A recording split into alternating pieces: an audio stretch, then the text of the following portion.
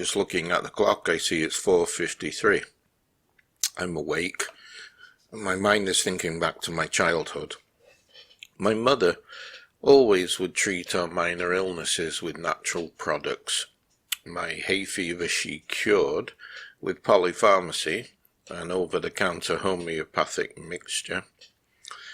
I grew up having a great respect for non-mainstream medicines, but conversely, my mother would use the doctor when something non-resolvable occurred. It was at this point, or rather a little later in my late teens, I observed differences within alternative medicine. For example, herbal and naturopathy would be curing just the symptoms, and yet a medical treatment would be found in acupuncture and homeopathy following a defined curative path. Therein lies not one but many dichotomies. As the answer to mankind's choice, modern medicine has decreed that it is the only solution to all disease, and is squeezing out everything that does not follow the allopathic mode.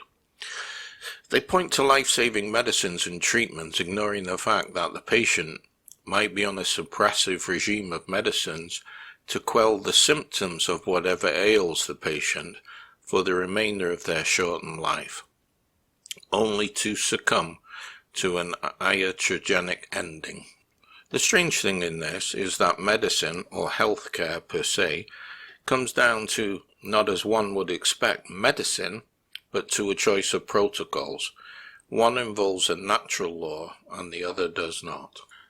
Samuel Hahnemann, in his writings, he gives a complete researched and science-based observation of how living organisms function in health and disease. I find it sad that this work, which actually outlines a theory of modern disease process, is the most attacked medical practice today. Maybe its accuracy, yet individualized treatment of a person, is the root of the discontent felt by medical professionals. These professionals who believe that a blanket approach to drug therapy for the disease in question is the required response. It's a very easy solution to treat the named disease instead of the individualized reaction to a named disease. With the passing of years and growth in experience, Hahnemann came to regard man more as an organism than as a machine. A machine is composed of many parts originally separate. Once these parts are put together, its manifoldness becomes unity.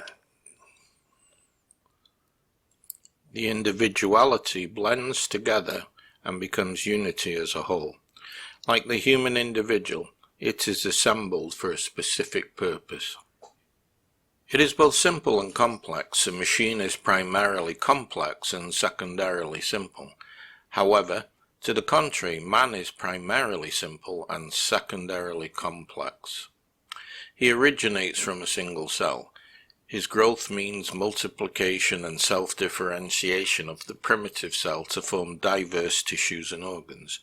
Thus, an organism is not artificially made, but grows, not put together by the force from the outside, but develops from the center to the periphery, or from the whole to the parts. In disease, we find the disturbance located in the central-like mechanism, which is manifested through perceptible sensory and functional changes of the body as a whole. Here, nosology fails to be applied. As the symptoms do not refer to any particular organ or tissue, and the man, though showing deviations from the perfectly healthy state, is not termed as specifically diseased. This is the primary stage of latent sora, infection. As time passes, the disharmony of the whole or central life is reflected on the disharmony of life in the tissues or organs, and the disorder is manifested more on the functional plane related to the tissues or organs. This is the stage of secondary sora, the development of infection, when the disease is predominantly functional in nature without proportionate structural changes in the tissues and organs. This is followed by the third stage of sora, the disease manifestation, where the gross structural changes in the tissue or organs appear. This is the domain of pathology proper. Central functional changes. So we have functional changes of individual tissues or organs, gross anatomical or pathological changes of individual tissues or organs. This would be the order of progression in chronic diseases.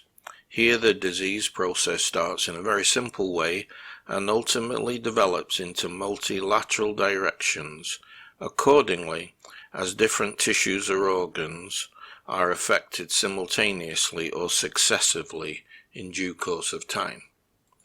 Hahnemann contends that the miasms, the infections, responsible for psoriasis, syphilis and psychosis are of such a nature as they attack the central life force at the outset, and the primary derangement of the central life force thus produced makes the organism susceptible to many other agents to develop functional and structural changes in the individual tissues or organs, thus providing occasions for diverse naming or labeling of disease conditions corresponding to diverse tissues or organs that are damaged.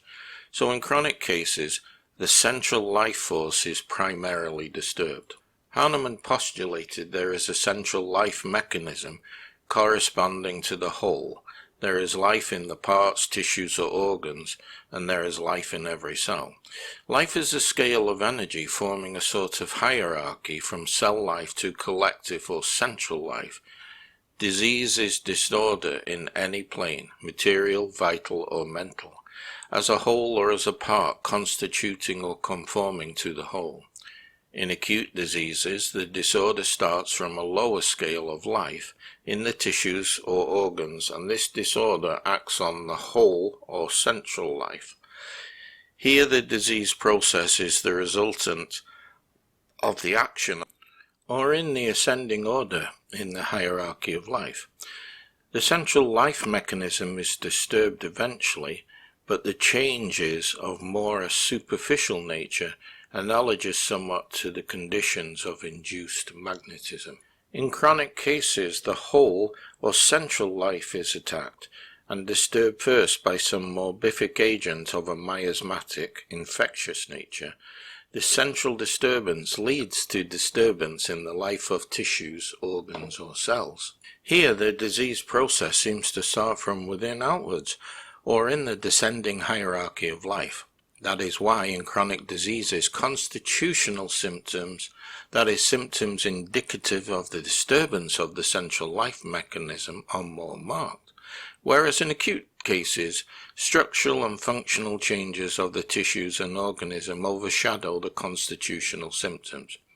Herein we get clues for evaluation of symptoms in case taking to treat patients homeopathically. As it is now patently obvious, a person does not have to accept any of the above. Modern medicine accepts its own version and perception and stays within the bounds of its own concepts. One thing I'm sure of, the terminology gives it away. A curative response comes from the organism and not from a medicine. Ergo, a medicine cannot cure. It can only stimulate an organism to cure itself. If it does not follow this protocol, it is suppression.